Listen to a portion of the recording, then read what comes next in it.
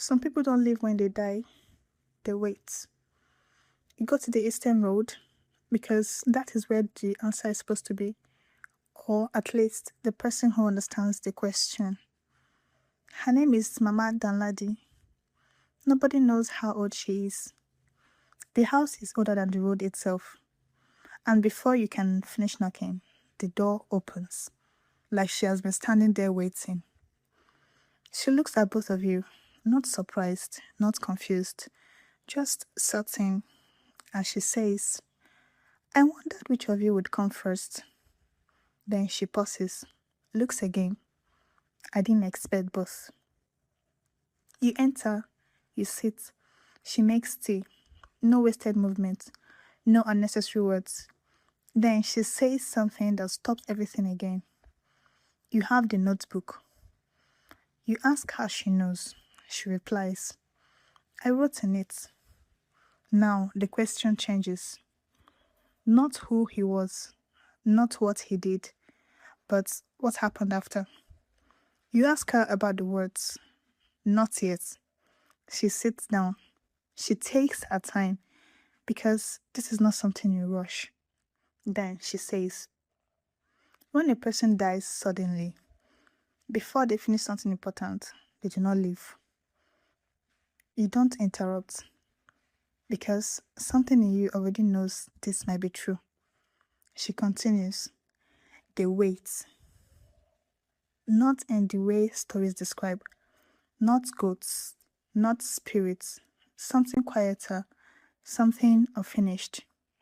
She calls it a waiting room, a space between what was and what will be. And in that space, unfinished things remain. Your mind goes back to the notebook. The last sentence, cut off. She nods, as if she can see the connection forming. She says, he came to me in October 2016. Not his body, him, in the only way he could, as a presence, a weight, a frequency. And she knew immediately he was not ready to leave, not because of how he died, because of what he had not finished. You understand now the trip to Enugu, the conversation, the plan, all of it interrupted. She says she wrote in the notebook to tell him something simple. Not yet, meaning not finished, not over, not gone. You sit with that because it explains something else. The Tuesdays, the kitchen, the pepper soup. You ask her how someone buried comes back. She doesn't hesitate. She says, when the frequency is right. You don't understand the word at first, but she explains it, not scientifically, simply. When love is strong enough, it creates a surface, something solid, just for a moment, something he can stand on briefly, long enough to be there, to speak, to be seen, then gone again, not permanently, just not yet finished. Then she says something else, something that changes everything again.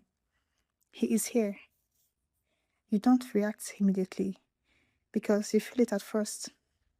A shift in the room, subtle but undeniable, like someone just entered without opening a door.